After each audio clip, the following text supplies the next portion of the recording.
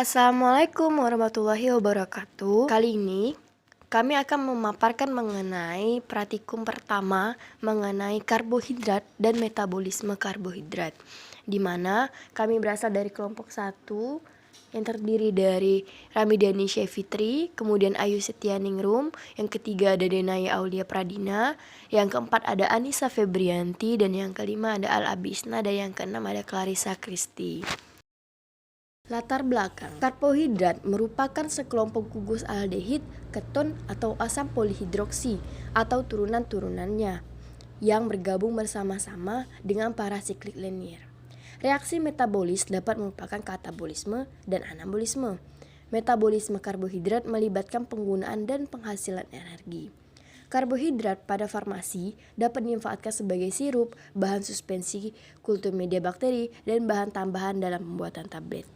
Tujuan praktikum kali ini yang pertama, mengenal uji kimia untuk mengidentifikasi karbohidrat dan turunannya. Yang kedua, mempelajari sifat-sifat yang terjadi pada reaksi identifikasi. Selanjutnya, saya akan menjelaskan mengenai 4 uji. Uji iodium. Uji iodium bertujuan untuk memisahkan antara polisakarida, monosakarida, dan disakarida. Iodium memberikan warna kompleks dengan polisakarida. Amilum memberikan warna biru pada iodium. Sedangkan glikogen dan tepung yang sudah dihidrolisis sebagian memberikan warna merah sampai coklat dengan iodium. Pati akan memberikan warna biru ketika bertemu dengan iodium. Kemudian, uji Benedict. Uji Benedict ini dilakukan pada suasana basa yang menyebabkan transformasi. Reaksi Benedict terdiri atas larutan Cu2+ dalam susunan basa aqua. Endapan yang terbentuk dapat berwarna hijau, kuning, tergantung pada konsentrasi gula reduksinya. Semakin berwarna merah bata, gula reduksinya semakin banyak. Uji Molis. Uji Molis bertujuan untuk menunjukkan karbohidrat. Warna violet yang terbentuk menunjukkan adanya karbohidrat. Dasarnya, heksosa dan pentosa mengalami dehidrasi oleh pengaruh asam sulfat menjadi hidroksi metil furfural dan kondensasi aldehida. Yang terbentuk ini dengan alfa naftol membentuk senyawa yang berwarna khusus yaitu polisakarida dan disakarida. Kemudian uji Fehling. Fehling yang memiliki ion Cu2+ direduksi menjadi Cu+ yang dalam suasana basa akan diendapkan berwarna merah bata menjadi Cu2O.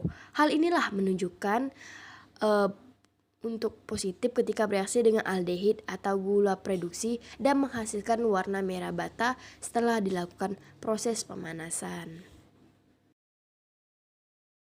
Baik, selanjutnya saya Abisna akan melanjutkan penjelasan dari teman saya mengenai beberapa uji-uji. Yang pertama ada uji Seliwanov. Uji Seliwanov itu untuk membuktikan jika gula tersebut mempunyai gugus keton yang disebut ketosa, dan jika mengandung gugus aldehida disebut aldose. Prinsip dari uji ini adalah dehidrasi fruktosa oleh HCl pekat menghasilkan hidroksi metil fural. Yang kedua, uji Barfoot. Uji Barfoot berfungsi untuk mendeteksi karbohidrat yang tergolong monosakarida dalam sampel. Ion Cu2+ dari reaksi Barfoot dalam suasana asam akan direduksi lebih cepat oleh gula produksi monosakarida daripada disakarida dan menghasilkan Cu2O berwarna merah bata. Uji Barfoot yang mendeteksi monosakarida akan membentuk endapan merah bata karena berbentuk hasil Cu2O. Yang ketiga ada uji Bial. Uji Bial dilakukan untuk menguji adanya pentos. Uji Bial tidak terlalu spesifik untuk pentosa karena senyawa-senyawa seperti triosa, hektosa tertentu juga menghasilkan warna yang sama. Hidroksi metil furfural yang terbentuk dari hektosa akan bereaksi dengan orisinol membentuk warna kuning kecoklatan. Lalu ada isolasi dan hidrolisis pati. Hidrolisis adalah proses dekomposisi kimia dengan menggunakan air untuk memisahkan ikatan kimia dari substansinya. Hidrolisis pati merupakan proses pemecahan molekul amilum menjadi bagian-bagian penyusunnya yang lebih sederhana seperti dekstrin, isomaltosa, maltosa, dan glukosa. Selanjutnya ada langkah kerja dari isolasi pati. Pertama, dikupas singkong, dicuci dan dipotong-potong. Kemudian parut hingga diperoleh sebanyak 30 gram singkong hasil parutan. Yang kedua, di blender dengan 100 ml aquades selama 2 menit. Yang ketiga, disaring campuran dengan saringan atau penyaring. Cairan yang keruh ditampung dalam gelas beker, residu atau ampas dibuang. Kemudian ditambahkan aquades 100 ml. Kocok campuran dan biarkan mengendap. Penambahan 100 ml aquades Itu berfungsi karena air dapat mengikat kotoran dan melarutkan zat-zat yang bersifat polar dalam sampel. Kemudian didiamkan beberapa saat. Didiamkan selama beberapa menit ini bertujuan agar terjadi pengendapan yang maksimal di mana pati akan terendap seluruhnya dan terpisah dari air karena pati merupakan makromolekul dengan berat molekul yang besar dan berakibat pada pengendapan pati. Kemudian cairan di atasnya kemudian dekantasi. Nah, fungsi dekantasi adalah untuk memisahkan filtrat dengan residu atau memurnikan. Disaring dengan kain saring, ditampung cairan yang keruh, ditambahkan atau disaring ulang dengan kain saring. Endapan yang telah dipisahkan ditambahkan dengan etanol 90% 10 ml. Penambahan ini berfungsi untuk memisahkan pati dari air sehingga pati akan terpisah dari dalam larutannya. Air dan etanol memiliki sifat kepolaran yang sama, yakni sama-sama polar sehingga air yang ada dalam pati akan larut dalam etanol dan setelah endapan mengendap, mendekantasi kembali cairan di atasnya untuk membuang cairan air dan etanol sehingga tersisa hanya endapannya saja. Kemudian pati dikeringkan pada suhu ruangan dan ditimbang pati yang diperoleh untuk percobaan berikutnya. Selanjutnya, langkah kerja uji Benedict. Disiapkan 10 tabung reaksi yang bersih dan kering. Dipipetlah 1 ml lautan sampel. Dimasukkan ke dalam tabung reaksi. Kemudian dicampur, dihomogenkan dengan baik. Dipanaskan atas api kecil selama 2 menit atau dimasukkan dalam penangas air selama 5 menit sampai mendidih.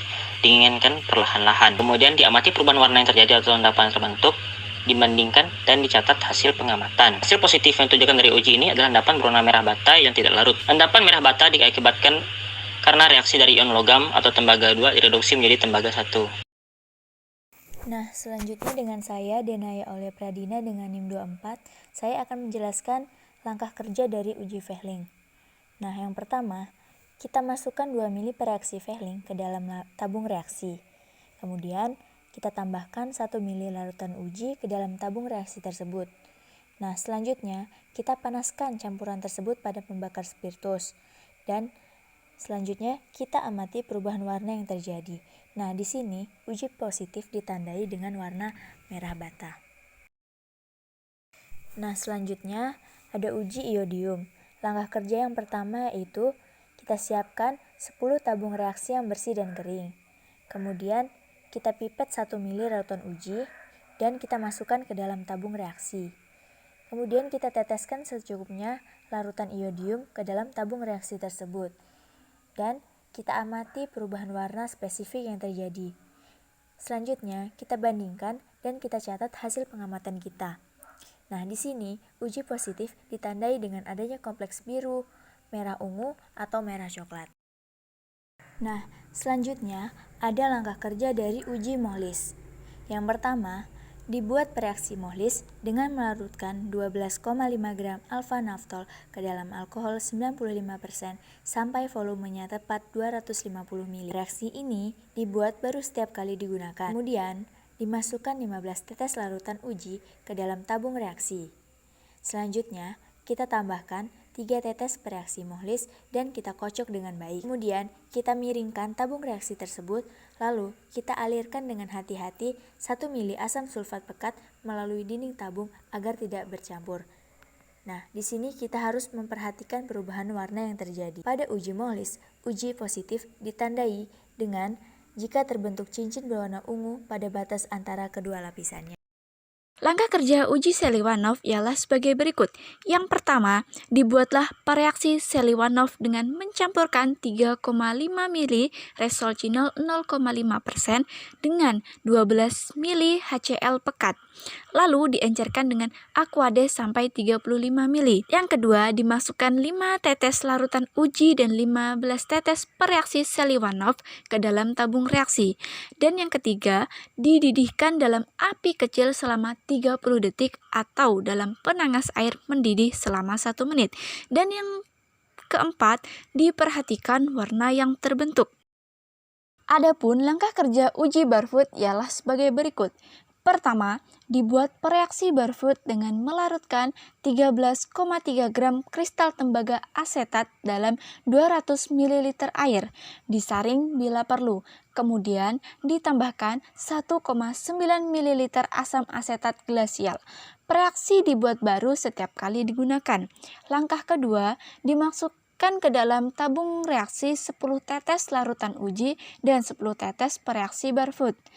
Yang ketiga, dicampur dengan baik dan dipanaskan di alas api kecil sampai mendidih selama 1 menit atau dimasukkan dalam penangas air mendidih selama 3 menit. Dan yang keempat, diperhatikan warna yang terbentuk.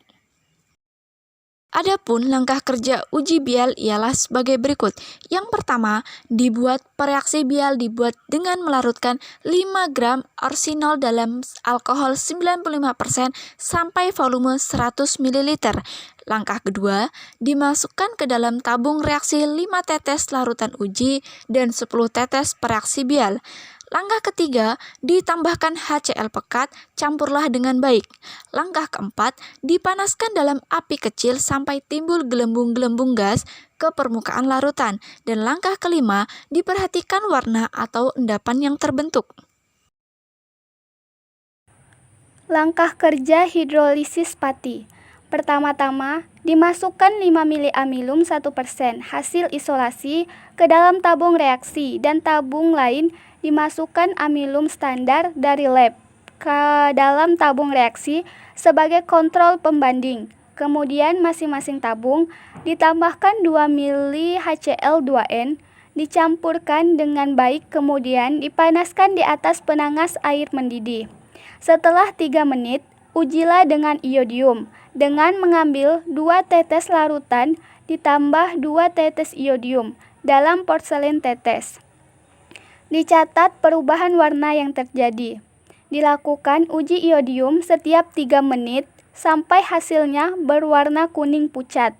Dilakukan hidrolisis selama 5 menit lagi.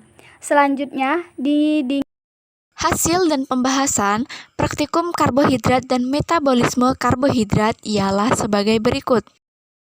Uji isolasi pati. Produk hasil isolasi pati berupa serbuk putih yang dapat dihitung persen rendemennya dengan membagi berat sampel dengan berat bahan baku dikali dengan 100%. Massa pati yang didapatkan adalah berapa gram yang dihitung jika ada dan persen pati sebesar jika ada pada ubi kayu. Ubi kayu merupakan salah satu tanaman yang memiliki pati yang umumnya sebanyak 20-35% dari 100. Uji Benedict merupakan pengujian identifikasi ada tidaknya gula produksi pada suatu sampel. Uji yodium bertujuan untuk mengidentifikasi ada tidaknya polisakarida pada sampel. Uji Fehling berfungsi untuk mengidentifikasi ada tidaknya gula bereaksi pada suatu sampel. Dan uji Molis bertujuan untuk membuktikan adanya karbohidrat secara kualitatif. Keempat pengujian tersebut dilakukan terhadap sampel berupa amilum, sukrosa, dan glukosa. Warna amilum ialah biru menjadi biru, warna sukrosa biru menjadi biru muda, warna glukosa ialah biru menjadi oranye tua. uji Fehling. Uji Fehling yang dilakukan menghasilkan hasil bahwa semua bahan uji yang berupa sukrosa, glukosa, dan amilum tidak mengalami perubahan warna dan tetap berwarna biru. Hal ini tidak sesuai dengan teori yang mengatakan bahwa uji glukosa pada Fehling seharusnya memberikan hasil positif berupa endapan merah bata. Hasil praktikum tidak terbentuk endapan merah bata saat direaksikan dengan glukosa, sehingga asumsi praktikan adalah reagen yang dibuat bermasalah karena semua kelompok pada praktikum ini memperoleh hasil yang sama. Reaksi Fehling bisa gagal dikarenakan Cu2+ gagal direduksi oleh aldehid dari glukosa karena glukosa adalah aldosa. Hasil akhir yang diperoleh seharusnya terbentuk endapan merah bata karena endapan Cu2O, tapi yang diperoleh pada percobaan ini gagal, yaitu terbentuknya warna biru sesuai warna asli tembaga karena tidak mengalami perubahan warna apapun. Fehling kemungkinan mengalami pengangkatan kembali dengan natrium dari kalium saat disimpan setelah pemanasan, karena pemanasan dilakukan mungkin juga tidak sempurna pada waktunya, sehingga tidak ada ujung karboksil yang bebas untuk mengikat H dan melepaskan diri. Di uji iodium, yang kami dapatkan waktu praktikum itu cuman amilum lab yang berubah warna jadi hijau kehitaman. Sedangkan sukrosa sama glukosa itu tetap coklat. Nah, itu karena mereka itu gak mengandung amilosa. Sukrosa, glukosa itu kan termasuk disakarida sama monosakarida. Nah, di sini karbohidrat berantai pendek kayak disakarida sama monosakarida itu gak akan membentuk struktur helix, jadi gak bisa berikatan dengan iodin.